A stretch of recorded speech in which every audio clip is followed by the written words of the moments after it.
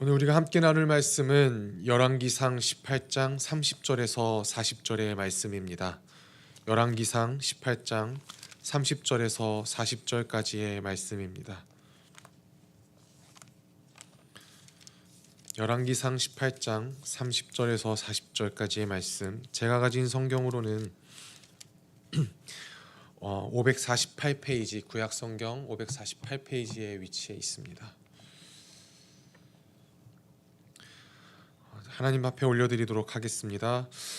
엘리야가 모든 백성을 향하여 이르되 내게로 가까이 오라. 백성이 다 그에게 가까이 가매 그가 무너진 여호와의 제단을 수축하되 야곱의 아들들의 지파의 수요를 따라 엘리야가 돌 12개를 취하니 이 야곱은 옛적에 여호와의 말씀이 임하여 이르시기를 내 이름을 이스라엘이라 하리라 하신 자더라.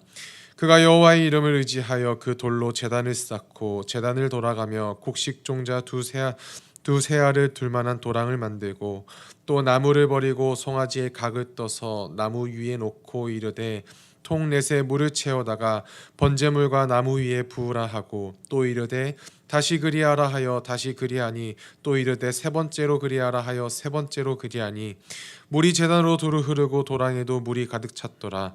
저녁 소재 드릴 때에 이르러 선지자 엘리야가 나아가서 말하되 아브라함과 이삭과 엘리야의 하나님 여호와여, 주께서 이스라엘 중에서 하나님이신 것과 내가 주의 종인 것과 내가 주의 말씀대로 이 모든 일을 행하는 것을 오늘 알게 하옵소서.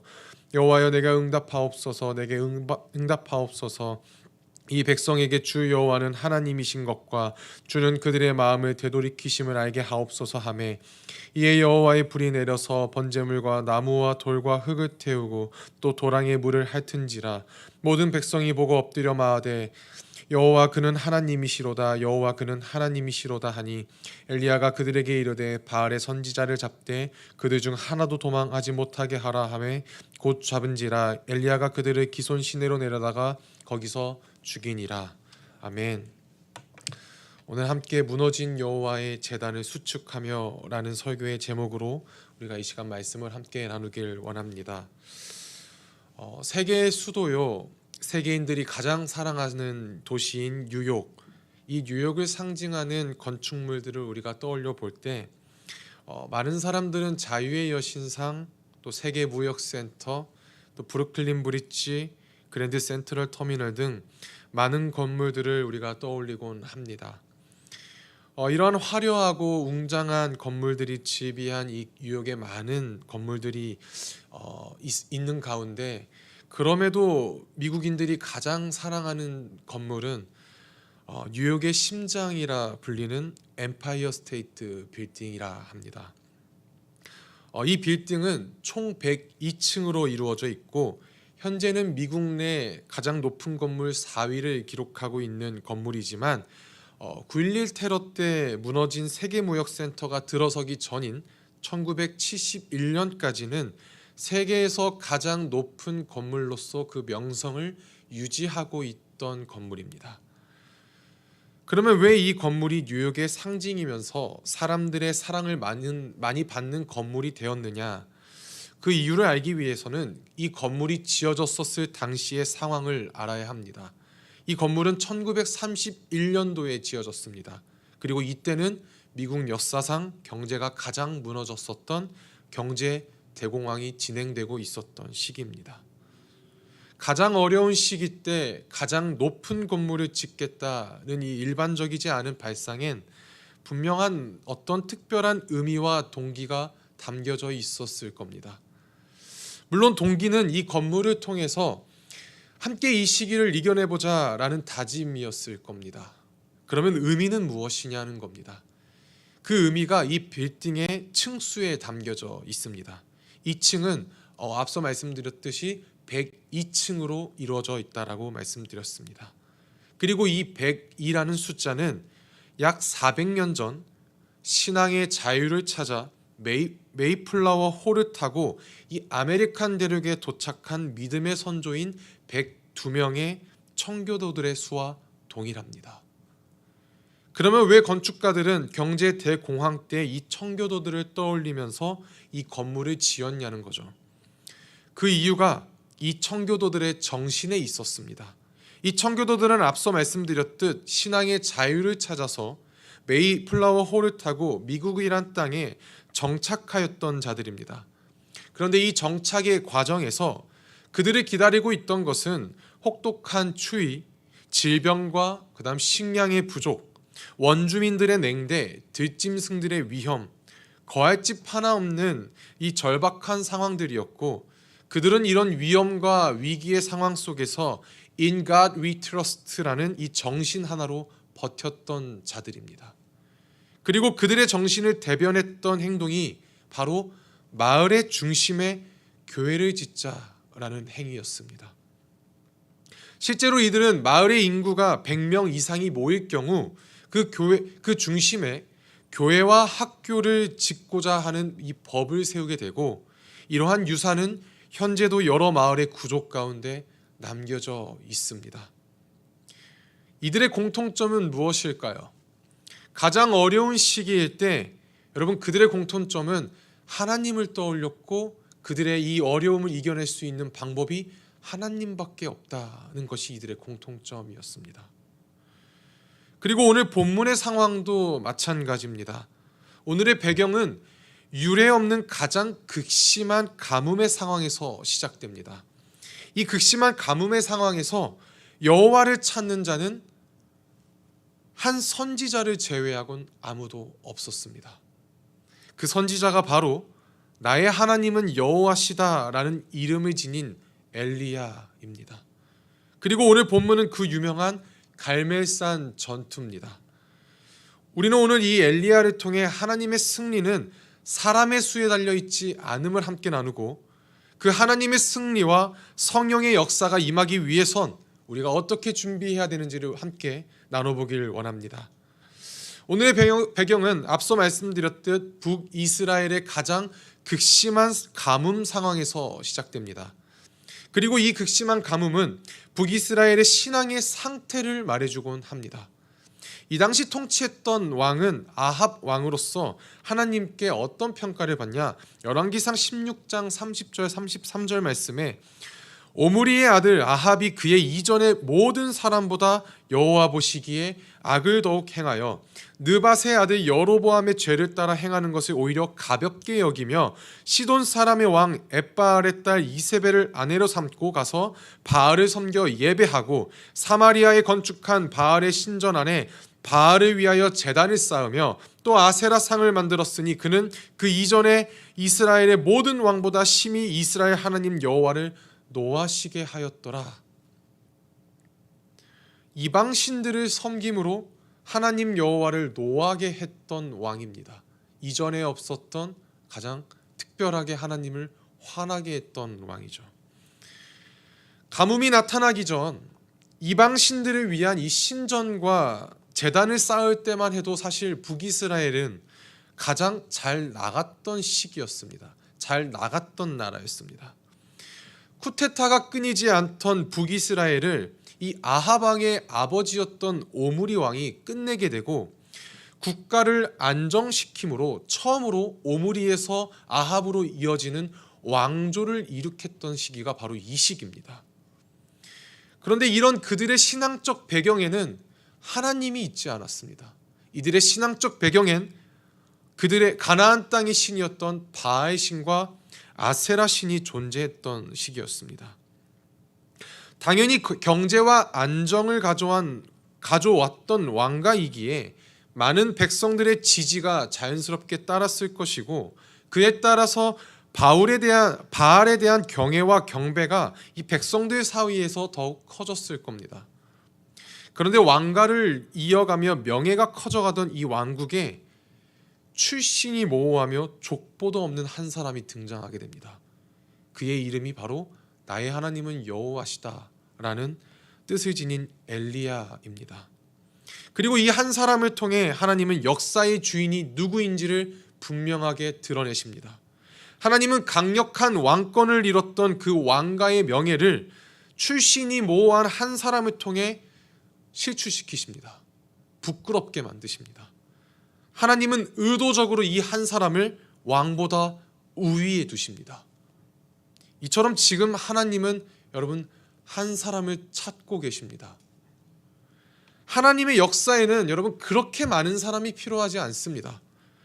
나의 하나님은 여호와시다라고 진정으로 고백할 한 사람이 있다라면 여러분 시대는 바뀔 수 있고 이 역사는 충분히 바뀔 수 있습니다. 우리 하나님은 그런 능력이 있으신 하나님이십니다. 아멘입니까? 오늘 그런 한 사람이 이 코너스톤 교회에서 넘쳐나길 주님의 이름으로 축복합니다. 그런데 도대체 이 한 사람이 어떤 사람이었기에 하나님은 이 사람을 통해 승리의 역사를 오늘 우리에게 보이셨냐는 거죠. 오늘 본문은 이 엘리야를 이렇게 묘사합니다. 첫 번째로 엘리야는 성령에 충만했던 사람입니다. 여러분, 성령에 충만한 자에 대해서 성경은 사도행전 2장 13절에서 이렇게 묘사합니다. 또 어떤 이들은 조롱하여 이르되 그들이 새 술에 취했도다 하더라. 성령에 충만한 자들을 가리켜 술 취한 자, 미친 자라고 성경은 말합니다.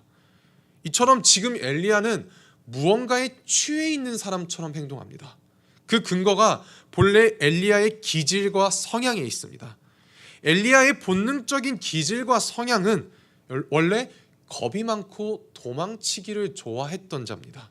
열왕기상 17장 1절에서 3절 말씀을 보면 길르앗에 우거하는 자 중에 디셉 사람 엘리야가 아합에게 말하되 내가 섬기는 이스라엘의 하나님 여호와께서 살아계심을 두고 맹세하노니 내 말이 없으며 수년 동안 비도 이슬도 있지 아니하리라 하니라.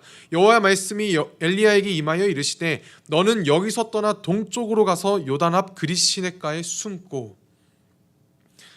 1절을 보면 아합 왕 앞에서 당당히 가뭄이 있을 것을 선포합니다. 내 하나님의 명령이 있지 않는 이상 이 비는 내리지 않을 것이다 라고 말하고 3절에 뭐라고 표현합니까? 그린 시냇가에 숨고. 당당하게 선포했던 그의 모습과는 대조되는 모습이 3절에 나타납니다. 그리고 여러분 알다시피 갈멜산 전투가 끝나고 멋진 승리 뒤에 그는 개성장군과 같이 행동하지 않습니다. 또 자신의 생명을 위해 도망가는 행동을 19장에 보입니다. 19장 2절 3절 말씀에 이세벨이 사신을 엘리야에게 보내어 이르되 내가 내 이맘때에 반드시 내 생명을 저 사람들 중 한 사람의 생명과 같게 하리라. 그렇게 하지 아니하면 신들이 내게 벌 위에 벌을 내림이 마땅하니라 한지라. 그가 이 형편을 보고 일어나 자기의 생명을 위해 도망하여 유다에 속한 부엘세바에 이르러 자기의 사환을 그곳에 머물게 하고. 여러분, 이게 원래 그의 본성입니다. 그런데 이 겁 많은 자가 오늘 본문에서는 완전히 다른 사람으로 나타나게 됩니다. 눈빛이 달라집니다. 당당히 왕 앞에 서서 더 나아가 바알과 그 다음에 아사셀의 모든 선지자와 싸우고자 합니다. 그는 1대 850의 싸움을 청합니다. 여러분, 정말 미치지 않고서야 숨기를 좋아하는 기질의 사람이 어떻게 당당히 이렇게 선포할 수 있겠냐는 겁니다. 그 이유가 바로 그는 성령에 충만했기 때문입니다. 성령에 취한 자는 완전히 다른 자로 변하게 됩니다. 제자들을 생각해 보십시오. 예수님의 체포 당시 그들은 바리새인과 대제사장의 옷깃만 보아도 도망갔던 자들입니다. 그러나 사도행전 2장의 오순절 성령 강림 사건 이후 그들은 4장에서 바리새인과 대제사장 앞에 이젠 다른 모습으로 서게 됩니다. 그리고 엘리야와 같이 당당히 하나님이신 예수 그리스도를 그들은 선포합니다. 사도행전 4장 18절 19절에 베드로와 요한이 대답하여 이르되 하나님 앞에서 너희의 말을 듣는 것이 하나님의 말씀을 듣는 것보다 옳은가 판단하라. 그들은 대제사장 앞에서 당당히 예수 그리스도는 하나님이시다 라고 선포를 하게 됩니다. 그럼 이들이 어떻게 이럴 수 있었냐? 같은 본문 8절에 그들이 이렇게 할 수 있었던 걸 이렇게 설명합니다. 베드로가 성령이 충만하여 이르되. 여러분, 성령이 충만한 자는 하나님이란 이름 앞에 세상과 타협이 없습니다. 하나님을 두려워하지 세상을 두려워하지 않습니다. 우리는 무엇을 두려워하고 있습니까? 오늘 이 성령 충만한 모습이 우리에게 오늘 하루 가운데 나타나길 간절히 축복합니다. 그러면 어떻게 이처럼 성령이 우리에게 이 사람들에게 충만할 수 있었냐는 겁니다. 바로 예배를 사모했습니다. 그래서 두 번째로 성경은 엘리야가 예배자였음을 분명하게 나타냅니다. 우리 오늘 본문 말씀 30절 함께 읽어보길 원합니다. 30절입니다. 열왕기상 18장 30절 함께 읽겠습니다. 시작. 엘리야가 모든 백성을 향하여 이르되 내게로 가까이 오라. 백성이 다 그에게 가까이 가매 그가 무너진 여호와의 제단을 수축하되. 아멘. 엘리야는 무너진 제단을 수축하게 됩니다. 다시 말하면 무너진 예배를 회복시킵니다. 이처럼 성령이 임하시기 위해선 우리는 먼저 예배자로서 하나님 앞에 서야 합니다. 그리고 오늘 본문에서 설명하듯 예배자는 먼저 이 예배 앞에 바로 서야 하는 자입니다. 오늘 엘리야의 이 행동을 보십시오. 그가 무너진 제단을 다시 쌓는 장면에서 이 예배 앞에 그의 태도가 나타납니다. 어떤 태도가 보이냐? 예배는 여러분 곧 준비부터 시작되는 게 예배입니다. 31절과 32절을 보시면 엘리야는 옛적의 여호와의 말씀과 여호와의 이름을 가지고 이 제단을 준비하고 있습니다. 많은 사람들이 예배를 오해하는 것 중 하나가 예배를 드리는 순간부터 이 예배가 시작된다고 봅니다. 그러나 오늘 엘리야의 모습을 보시면 그는 분명히 예배의 준비부터가 예배임을 우리에게 보여주고 있습니다. 그래서 우리의 이 예배는 6시부터가 예배가 아닙니다. 여러분이 이 예배를 생각하시면서 기도와 말씀으로 준비하셨던 어제부터가 여러분 이 예배의 시작입니다. 여러분은 오늘 이 예배를 언제부터 시작하셨습니까? 그리고 이 예배에 얼마나 많은 마음을 쏟고 계십니까? 부흥회도 마찬가지입니다. 부흥회의 시작은 언제부터입니까? 5월 1일부터입니까? 아닙니다. 저희가 4월 1일부터 선포했던 이 성령이란 주제로 시작되는 이 특별 새벽부터 여러분 부흥회는 시작됐다고 저는 믿습니다. 엘리야가 무너진 여호와의 제단을 보면서 여러분 어떤 마음을 쏟아냈겠습니까? 정말 비통하지 않았겠습니까? 하나님은 우리 마음이 이 예배에 완전히 쏟아지기를 원하십니다. 엘리야가 여호와의 승리를 바라며 그 제단에 자신의 마음을 쏟았던 것처럼 예배자는 하나님의 역사를 위해 이 예배를 위해 우리의 마음을 완전히 쏟아내는 자입니다. 그 마음이 하나님과 동일해야만 성령이 충만할 수 있다는 얘기입니다. 마지막으로 성경은 엘리야를 말씀만을 의지했던 자라고 우리에게 말씀해 주십니다. 이제 하나님의 역사와 성령의 임재가 나타날 모든 준비는 끝났습니다. 엘리야는 마음과 힘과 뜻을 다해 이 예배를 준비하였고 그 준비 앞에 성령 충만으로 완전히 무장하였습니다. 이제 성령이 임하시기만 하면 되는데 마지막까지 성경은 우리에게 경계해야 할 것을 우리에게 알려줍니다. 바로 우리의 의심입니다. 엘리야가 제안했던 이 전투의 방식을 보시면 이 전투는 각 진영에 제단을 쌓고 하늘에서 불이 떨어지기만을 기다리는, 그 제단을 완전히 불사르는 것을 기다리는 싸움을 제시합니다. 오늘 본문 23, 24절 말씀에 그런즉 송아지 둘을 우리에게 가져오게 하고 그들은 송아지 한 마리를 택하여 각을 떠서 나무 위에 놓고 불은 붙이지 말며 나도 송아지 한 마리를 잡아 나무 위에 놓고 불은 붙이지 않고 너희는 너희의 신의 이름을 부르라 나는 여호와의 이름을 부르리니 이는 불로 응답하는 신 그가 하나님이니라. 백성이 다 대답하되 그 말이 옳도다 하니라. 이 전쟁에서 승리하기 위해선 반드시 불이 필요합니다. 그리고 그 불이 필요하기 위해선 정상적으로 기름이 필요할 겁니다. 그런데 오늘 본문의 장면을 보십시오. 엘리야는 기름이 아닌 불과 상극이 되는 물을 제단 위에 붓습니다. 물을 붓는 양도 그냥 이 물 한 컵 수준의 물을 붓는 수준이 아닙니다. 33절에 보시면 엘리야는 물통만 4통을 준비하게 됩니다. 그리고 34절에 보면 이 4통을 총 3번에 반복해서 붓습니다. 무슨 말이냐면 제단에 있는 모든 것들을 다 완전히 적셔버립니다.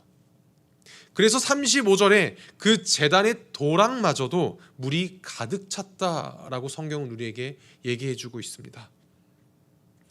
여러분이라면 이 하나님의 방법에 정말 순종하실 수 있겠습니까? 하나님께서 불을 내려줄 것을 약속하시는데 그 제단 위에 물을 쏟으라라고 말한다라면 우리는 과연 그렇게 할 수 있을까요? 불이 물에 취약하다라는 것은 시대와 상관없이 누구나 다 아는 사실입니다. 그리고 젖은 땔감이 불에 잘 붙지 않는다라는 것도 우리는 너무나 잘 알고 있습니다. 그러면 왜 하나님은 이런 비상식적인 방법을 이 엘리야에게 요구하셨냐라는 거죠. 먼저는 그의 믿음이겠지만 그보다 더 큰 본질은 하나님의 일하심에 답이 있었기 때문입니다.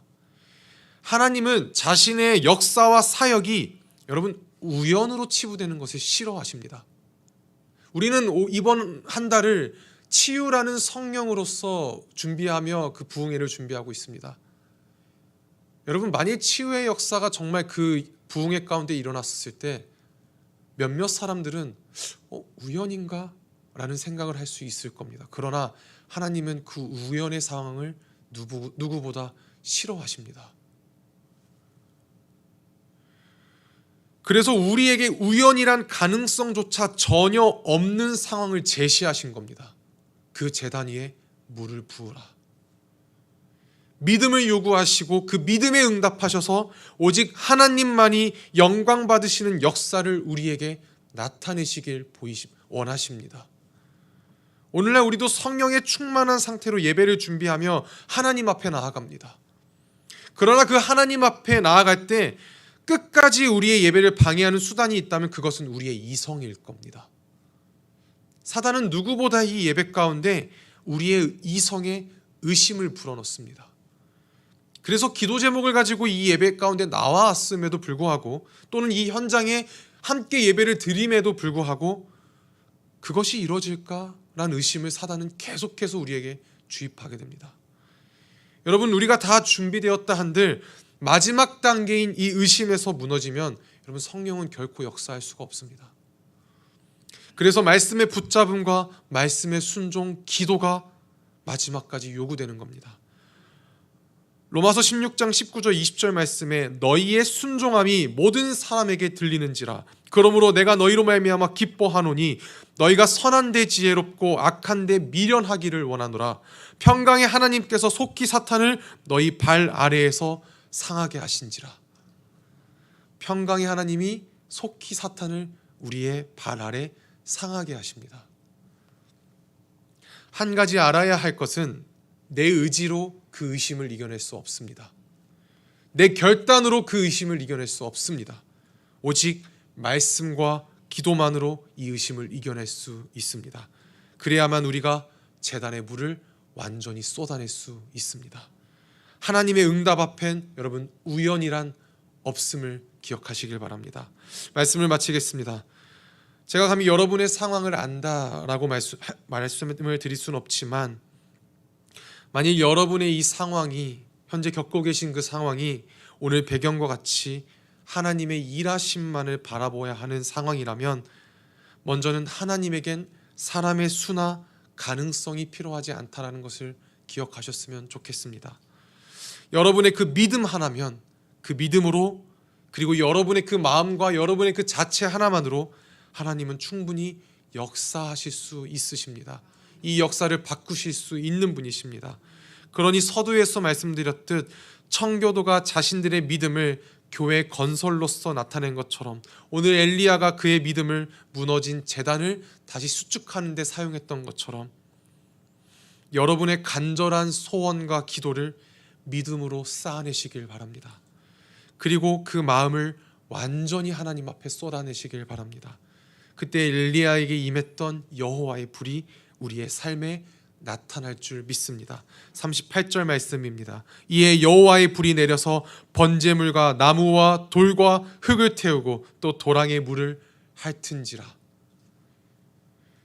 이 성령의 불이 먼저는 우리의 삶에, 다음으로는 우리 코너스톤 교회에 가득 넘쳐서 우리의 가정과 학교, 직장을 넘어서 이 지역인 달라스까지 번져나기를 간절히 소망합니다. 하나님의 승리와 역사는 사람의 수나 교회의 크기에 달려있지 않습니다. 하나님이 찾으시는 그 말씀의 한 사람, 그 한 사람이 우리가 되어서 이번 하나님의 사역과 승리를 온몸으로 체험하는, 온몸으로 그 복음을 전하는 우리 코너스톤 교회와 우리 성도님들이 되시길 간절히 소망하며 말씀을 마치도록 하겠습니다. 기도하겠습니다. 사랑의 하나님 아버지, 이 시간 우리가 아버지 갈멜산 전투를 함께 하나님 앞에 나눴습니다. 주님, 하나님의 승리는, 하나님의 전쟁은 사람의 수에 있지 않음을 우리가 이 시간 고백합니다. 또 하나님께서 원하시는 자는 성령이 충만하며 예배자이며 그 마음을 이 예배 가운데 완전히 쏟아내는 자임을 이 시간 고백합니다. 주님, 사탄 악한 것들이 이 시간 이 예배 가운데 우리의 기도 제목에 주님 많은 의심을 불어넣습니다. 주님, 여호와께서 말씀하셨으니 사단이 우리 발 아래에 있음을 이 시간 고백하오니 주여, 우리의 모든 기도가 하나님 앞에 상달되게 허락하여 주시옵소서. 하나님이 원하시는 그 희망하는 기도와 이 예배가 되게 허락하여 주시옵소서. 이 승리를 통해서, 이 역사를 통해서, 우리의 간절한 기도를 통해서 주여, 놀라우신 성령의 충만함과 역사하심이 이 예배 가운데 넘쳐 흘러나게 하여 주시옵소서. 우리가 이 시간 함께 기도하길 원합니다. 오 하나님, 성령 역사하여 주시옵소서. 오 하나님, 우리가 간절한 기도와 아버지 우리의 소원과 갈망이 있습니다. 역사하여 주시옵시고 그 갈망을 모두 하나님 앞에 쏟아내오니 오 하나님, 들어주시옵시고 흠양하여 주시옵시며 위대한 승리의 전투가 우리 삶에 나타나게 해달라고 우리 시간 기도하며 예수 그리스도의 이름 찾고 함께 기도합니다. 주여, 오 사랑과 은혜가 많으신 하나님 아버지, 우리가 이 시간 주님 앞에 기도하며 나아갑니다. 우리의 전심과 우리의 마음과 우리의 모든 간절함을 주님의 제단 앞에 쏟아냅니다. 하나님 아버지여, 말씀하여 주시옵시고 기도하여 주시옵소서. 오 하나님 아버지, 그 하나님의 전쟁은, 이 영적 전쟁은, 성령의 충만함은 사람의 수에 달려있지 않으며 온전히 성령의 역사하심에 달려있음을 이 시간 고백합니다. 성령이여 역사하여 주시옵소서. 각 사람의 마음에, 우리 성도님들의 마음에 하나님의 임재와 하나님의 그 성전에 가득 넘치게 오 하나님 역사하여 주시옵시고 주님 나타내시며 하나님의 그 큰 역사를 우리의 몸으로 경험하며 나아가게 허락하여 주시옵소서.